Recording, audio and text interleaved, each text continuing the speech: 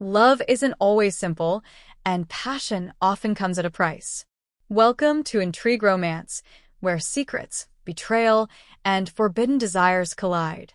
Tonight, we take you into a story you won't forget, where love is never what it seems. It was a quiet Saturday night. The world outside was calm, the soft rustle of leaves the only sound in the distance. Inside the house, the only light was the faint glow from the street lamp that peeked through the window. I had just gotten into bed, feeling exhausted after a long day of running errands and tackling household chores. My husband, James, was away on a business trip, and my 22-year-old stepson, Noah, had come home from college for the weekend. We hadn't spoken much that day, and the house felt unusually empty without James. I was hoping for a peaceful night's sleep to recharge. But sometimes, life has a way of changing the course of things in the most unexpected moments. It was nearly 2 a.m. when I heard a soft creak from the door, followed by a faint shuffle. I opened my eyes, momentarily disoriented by the stillness of the room. Glancing at the clock, I saw it was just after 2 a.m. My heart rate quickened slightly as I tried to make sense of the situation. "Mom?" The voice was soft and uncertain. Noah's voice. I blinked a few times, trying to wake myself from the haze of sleep, then called out in a hushed tone. "Noah? Is everything okay?" The door opened slowly, and I could barely make out his figure standing in the doorway. He looked hesitant, almost unsure, as though he was second-guessing whether to step inside. "I'm sorry for waking you," he said quietly, almost as if he were apologizing for the very existence of his presence in my room. I didn't know who else to talk to. Concern swept over me instantly. I had known Noah for several years now, ever since he was a teenager.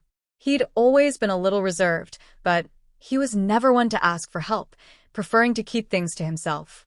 Seeing him in this state was unusual, and I could sense that something was weighing heavily on his mind. "Noah, come in," I said gently, motioning to the edge of the bed. "You're not bothering me. What's going on?" He stepped into the room, his hands fidgeting nervously with the sleeves of his sweatshirt. There was a sadness in his eyes, something that made my heart ache for him. He sat down on the edge of the bed, a few feet away, but I could tell he wasn't at ease. "I've been feeling kind of lost lately," he admitted, his voice barely above a whisper. "I don't know what I'm doing anymore. College is overwhelming, and I feel like I'm falling behind. I don't want to tell Dad because he's always busy, and I don't want to burden him. I guess I just don't know who to talk to." I listened quietly, my heart going out to him.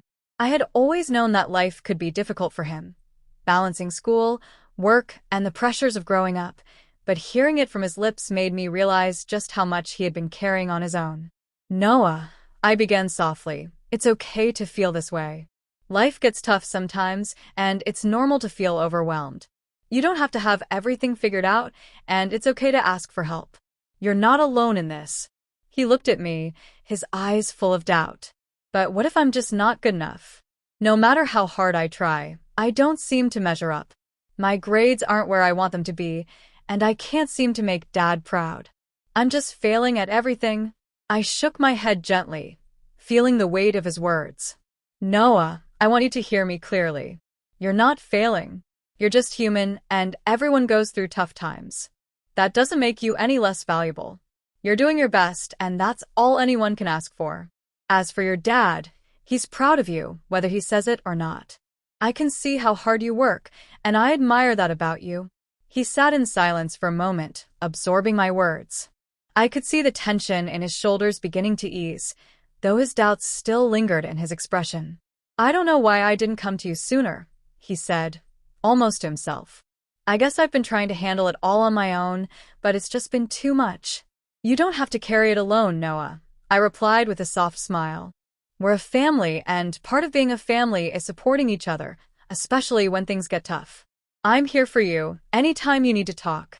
Noah looked up at me, his expression shifting from one of doubt to something lighter, more hopeful. It was the first time that night that I saw a glimpse of the person he used to be, confident, determined, and ready to take on the world. "I guess I just needed someone to remind me that it's okay to ask for help," he said quietly. "Thanks, Mom.